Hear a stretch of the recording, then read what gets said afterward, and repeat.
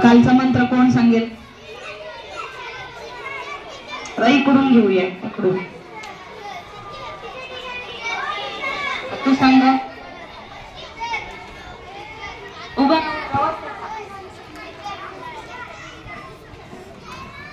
अतुल्य भारत फिरा आणि समजून घ्या. बरोबर. चला आजचा मंत्र घेऊया आपण. मंत्र क्रमांक 22. एक प्रवास संपला दुसरा सुरू. म्हणा माझ्या मागे. एक प्रवास संपला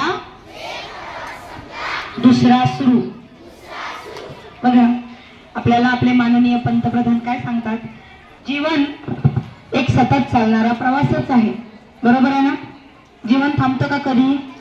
कशा वाजूनही थांबत नाही. बघा जेव्हा आपली 10वी 12वीची मंडळाची म्हणजे बोर्डाची परीक्षा झाली की आपण एका नवीन टप्प्यावर उभे राहतो. आता उच्च शिक्षणासाठी विषय आणि विद्यापीठ निवडावे लागते. सगळ्यांना माहिती 10वी नंतर आपल्याला कुठे जायचं असतं? 12वी. 12वी नंतर आपल्याला उच्च शिक्षण घ्यायचं असतं. 10वी नंतर उच्च शिक्षण म्हणजे 12वी घ्यायचं असतं. उच्च माध्यमिक शिक्षण घ्यायचं असतं. उच्च माध्यमिक म्हणजे 12वी, 11वी आणि 12वी. आता 10वी नंतर लक्ष द्यायचंय सगळ्यांनी. माझ्याकडे लक्ष पाहिजे सगळ्यांचं. 10वी नंतर किती स्ट्रीम असतात हे माहिती का तुम्हाला? 10वी नंतर किती स्ट्रीम असतात? आपल्याला आता सगळे विषय आपण एकत्र शिकतो की नाही? 10वी नंतर हे विषय आता वेगवेगळे होतात. 3 स्ट्रीम असतात बघा. आर्ट्स असते म्हणजे कला, सायन्स असते म्हणजे विज्ञान आणि कॉमर्स म्हणजे वाणिज्य. या 3 स्ट्रीम असतात. ओके. तेव्हा काय करायचं? तेव्हा आपला ज्यामध्ये इंटरेस्ट असतो म्हणजे आपल्याला जर गणित आणि अकाउंट्स हिशोब वगैरे छान जमत असतील तर आपण कॉमर्स घेतो. आणि आपल्याला जर विज्ञानामध्ये इंटरेस्ट असेल, आपल्याला डॉक्टर इंजिनियर व्हायचं असेल तर आपण सायन्स स्ट्रीम घेतो 11वी 12वीला. आणि त्यानंतर आपल्याला जर आर्ट्स मध्ये किंवा आपल्याला स्पर्धा परीक्षांमध्ये तर आपण काय घेतो? स्पर्धा परीक्षांसाठी आपण आर्ट्स स्ट्रीम घेतो. आर्ट्स म्हणजे कला. कलामध्ये सगळे विषय असतात. कुठले? सामाजिक शास्त्रे वगैरे आहे की ना. त्यानंतर सायन्स मध्ये विज्ञान आणि गणित हे विषय असतात. आणि कॉमर्स मध्ये तुमचे अकाउंटिंगचे विषय. अकाउंटिंग म्हणजे आपले संख्याशास्त्र सगळं. जसं बँकेमध्ये वगैरे जॉब मिळतात ना लोकांना, बाहेर कुणीही पाहायचं नाही, कुणीही बाहेर नाही बघायचं. बघा हे सगळं जेव्हा आपण होतो, हे 12वी पर्यंत आपण शिक्षण घेतो तेव्हा आपण कशासाठी उभे राहतो? उच्च शिक्षणासाठी. मग आता कुणाला काय इंटरेस्ट असतो? कुणाला डॉक्टर व्हायचं असतं, कुणाला पोलीस भरती व्हायचं असतं, पोलीस डिपार्टमेंटला जायचं असतं, कुणाला वकील व्हायचं असतं.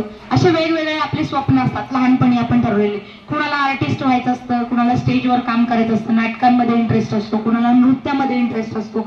व त्या दृष्टीने आपण पुढची शाखा निवडतो. बघा आपली अंतप्रेरणा, आपल्या आवडीनिवडी आणि आपल्या क्षमता. पहिली खूप बोलताय बरं का तुम्ही. पहिलीची मुलं खूप बोलतायत. आपल्या प्रेरणा, आपल्या आवडीनिवडी आणि आपल्या क्षमता यांच्या आधारावर योग्य मार्ग स्वीकारा आणि कामाला लागा. कर्मयोगी आपलं नशीब स्वतः लिहितात, मग संधी त्यांच्या मागे धावत येतात. आज सगळीकडेच अनेक संधी उपलब्ध आहेत. पूर्वीच्या काळी काय असायचं? 3 स्ट्रीम असायच्या आणि मोजकं शिक्षण असायचं. बरेचसे लोक अशिक्षित राहायचे कारण घरच्या जबाबदाऱ्या पडायच्या अंगावर. आता तसं आहे का? नाहीये. आता काय होतंय? आपण काम करत करत पण शिकू शकतो. 11वी 12वी नंतर आपण एखादा जॉब करत पण शिक्षण घेऊ शकतो. किंवा आपले जर इंटरेस्ट असतील म्हणजे आपल्याला कुठल्या विषयाची आवड आहे हे आतून ओळखायला पाहिजे. समजा एखाद्याला शिक्षणामध्ये पुढचं उच्च शिक्षण घेण्याची आवड नसेल तर आपण व्यावसायिक शिक्षण घेऊ शकतो, एखादा कोर्स करू शकतो जेणेकरून आपल्याला एखादं दुकान वगैरे चालू करता येईल स्वतःच. लक्षात येते तुमच्या? संधी खूप आहेत, फक्त आपण लक्ष द्यायचंय. मागची मुलं संधी खूप आहेत परंतु आपण काय करायला पाहिजे? आपली आवडीनिवडी ओळखून त्याप्रमाणे संधी निवडायला पाहिजे. कालपर्यंत आपण ज्यांचा विचारही केला नव्हता अशी वेगवेगळी क्षेत्रे तुमच्या स्वागताला तयार आहेत. लक्षात घ्या. विविध क्रीडा प्रकारांचं बघा. तुम्ही खेळाडू होऊ शकता, खेळांचं व्यवस्थापन करू शकता, खेळांची पत्रकारिता करू शकता किंवा वेगवेगळी क्रीडा उपकरणे बनवण्याचा व्यवसाय देखील करू शकता आणि शारीरिक प्रशिक्षक देखील होऊ शकता. बघा खेळामध्ये किती जॉब सांगितले त्यांनी. एक तर खेळाडू व्हा, दुसरा आहे खेळांचं व्यवस्थापन म्हणजे मॅचेस वगैरे अरेंज करणारे व्यवस्थापक असतात. तिकडे बघायचंच नाहीये कुणी सुद्धा, ते काही नवीन नाहीये. खेळाची पत्रकारिता म्हणजे खेळाच्या बातम्या आपल्याला मिळतात की नाही, पेपरला असतात ना खेळाच्या बातम्या, क्रीडा बातम्या म्हणतो आपण. त्या बातम्या कोण देत असेल? खेळाचे पत्रकार असतात. ते फक्त खेळ बघतात आणि त्या खेळावर डिटेलमध्ये बातमी देतात. पुढे आहे वेगवेगळे क्रीडा उपकरणे बनवण्याचा व्यवसाय. क्रीडा उपकरणे, आपल्याला बॉल पाहिजे असतो माहिती, खेळायला बॉल लागतो, बॉल बनवण्याचा व्यवसाय. बॅट लागते, बॅट बनवण्याचा व्यवसाय. त्यानंतर नेट असते, नेट बनवण्याचा व्यवसाय. असे अनेक व्यवसाय आहेत. लक्षात येते तुमच्या? म्हणजे खेळाशी रिलेटेड 5 क्षेत्रे आहेत नुसतं एका खेळाशी. आता बांधकामाशी रिलेटेड काही क्षेत्र असतील, बरोबर. त्यानंतर शाळेशी रिलेटेड काही क्षेत्र असतील, पुस्तक विक्रीचा व्यवसाय, पुस्तक छापण्याचा, पुस्तक बनवण्याचा व्यवसाय, माहिती सगळ्यांना, खडू बनवण्याचा, शालेय साहित्य बनवण्याचा व्यवसाय. असे कितीतरी क्षेत्र आहेत. जिथं आपल्याला आवड आहे ते क्षेत्र आपण निवडू शकतो. बघा, आपल्या जीवनात आपल्याला सर्वाधिक प्रेरक ठरलेले आपल्या आयुष्याचे जे काही ध्येय आपण ठरवले असेल तिथे आपल्याला वेगवेगळ्या संधी नक्कीच मिळणार आहे. आपल्याला वेगवेगळ्या संधी 100% मिळत असतात. फक्त आपण आपल्याला ओळखलं पाहिजे, काय आवडतं आपल्याला नक्की, आपण कशामध्ये परफेक्ट होऊ शकतो, पुढे जाऊन आपल्याला कशामध्ये इंटरेस्ट आहे. आणि आता आपल्याला वाटतं की अरे मला पोलीस भरती व्हायचंय, मला आवडेल, पण पुढे जाऊन जर नाही इंटरेस्ट राहिला त्यामध्ये, आपल्याला वेगळं काही हो वाटलं तर एकदा ठरवायचं, शांतपणे विचार करायचा. एखाद्या मुलाची चित्रकला खूप छान असते, त्याने तो आर्किटेक्ट होऊ शकतो. आर्किटेक्ट म्हणजे बिल्डिंगचं आरेखन बनवणारा, माहिती ना, बिल्डिंगचे नकाशे बनवणारा, तो आर्किटेक्ट होऊ शकतो ज्याची चित्रकला छान आहे. किंवा ज्याची चित्रकला छान आहे तो पेंटिंग मध्ये जाऊ शकतो, पेंटिंग या फील्ड मध्ये जाऊ शकतो, तिथेही चांगले पैसे मिळतात. कुठलंही क्षेत्र निवडताना आपल्याला काय करायचं, आपला इंटरेस्ट, आपल्या त्यामध्ये आपलं परफेक्शन, आपण किती परफेक्टली ते काम करू शकतो ते बघून आपल्याला निवडायचं आहे. कोणासारखे तरी होऊ असा प्रयत्न न करता आपला रस्ता स्वतःच निवडा. बघा, यावर छत्रपती शिवाजी महाराजांचं उदाहरण आपल्या डोळ्यापुढे आहे की नाही सगळ्यांच्या.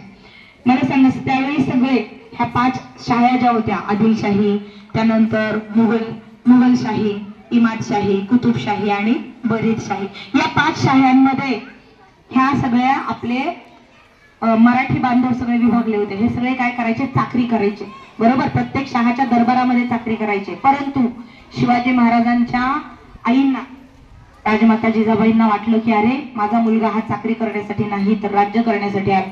म्हणून त्यांनी एक स्वप्न बघितलं आणि सुरुवात कुठून केली, कोणत्या किल्ल्यावर स्वराज्याचे तोरण बांधले पहिल्यांदा, कोणता किल्ला घेतला सुरुवातीला, रायगड घेतला, बरोबर. कोणता किल्ला घेतला, तोरणा किल्ला घेतला आणि स्वराज्याचं तोरण बांधलं आणि स्वतः स्वराज्य निर्माण करण्याचा प्रयत्न केला.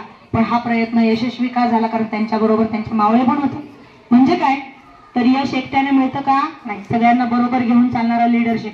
कुणाला आता असं वाटेल की अरे शिवाजी महाराजांचं उदाहरण का दिलं, कारण तुमच्यातल्या कुणाला राजकारणात पण इंटरेस्ट असेल, नेता पण होऊ शकतो ना तुमच्यातला एखादा, ज्या लोकांना बरोबर घेऊन जाऊ शकतो, तो एखादा नेताही बनू शकतो. म्हणजे काय, आपल्याला कुठलंही क्षेत्र निवडताना स्वतःचा इंटरेस्ट, तो मुलगा बघा वर्गामध्ये लिडरशिप करतो, सगळ्या मुलांना घेऊन जातो, पण चांगल्या कामासाठी, खोड्या काढण्यासाठी नाही, खोड्या काढण्यासाठी घेऊन जायचं नाही. जो मुलांना घेऊन विधायक कामे करू शकतो तो नेता सुद्धा बनू शकतो. म्हणजे काय तर आपण आपली वाट तयार करायची आहे, आपण ओळखायचं आहे की आपण कशामध्ये बेस्ट आहोत, तर स्वतःला ओळखायचं आहे आधी. लक्षात येतंय? बघा, प्रत्येक व्यक्ती वेगळी असते, विशेष असते आणि ते वैशिष्ट्य पाहून आपण त्या क्षेत्रामध्ये मानवी जीवनाच्या सर्वोच्च स्तरावर जाऊन काही ना काही नक्की करू शकतो. प्रत्येक व्यक्ती कशी असते, वेगळी असते. आपल्या प्रत्येकामध्ये एक छान गुण असतो. मी नेहमी सांगते की ना तुम्हाला की आपल्यामध्ये एक चांगला गुण आहे, तो ओळखायचा आणि त्या दृष्टीनं पुढचं आपलं करिअर निवडायचं. लक्षात येत आहे? तुम्ही अजून लहान आहात, पण जेव्हा 8वीत जाल तेव्हा ओळखायचं, अरे मला कशात इंटरेस्ट आहे, मला चित्र छान करता येतं का, माझं पाठांतर चांगलं आहे का, मला अभ्यास चांगला करता येतो का, मला हिशोब चांगला करता येतो का, माझं गणित चांगलं आहे का, हे आपण ओळखायचं आणि त्यानुसार आपण आपली वाट निवडायची. समजलं सगळ्यांना? आजचा मंत्र आहे, एक प्रवास संपला दुसरा सुरू. समजलं? म्हणजे काय तर एक प्रवास म्हणजे एक महत्वाचा टप्पा जीवनातला संपवलाय आपण. कशाचा? 10वी आणि 12वीचा. यानंतर जो टप्पा आहे तो आपल्याला पोटाला भाकरी मिळवून देणार आहे. लक्षात ठेवा, तुम्ही जर चांगलं शिक्षण घेतलं, आता जो कष्ट करतो, विद्यार्थी दशेमध्ये जो कष्ट करतो त्याला आयुष्यभर आरामाची नोकरी मिळते. जो आता कष्ट करत नाही, आता आराम करतो, त्याला आयुष्यभर कष्ट करावं लागतं. हे लक्षात ठेवा. समजतंय सगळ्यांना? म्हणून जे पण कष्ट आहे त्या आनंदानं हसत खेळत आत्ताच करायचं. कळलं सगळ्यांना? जे काही कष्ट आहे आताच करा, आत्ता स्वतःवर मेहनत घ्या, घडवा स्वतःला आणि नंतर आयुष्याच्या शेवटी किंवा मोठे झाल्यानंतर सुखाने बसून छान नोकरी करून खा. ओके, समजलं?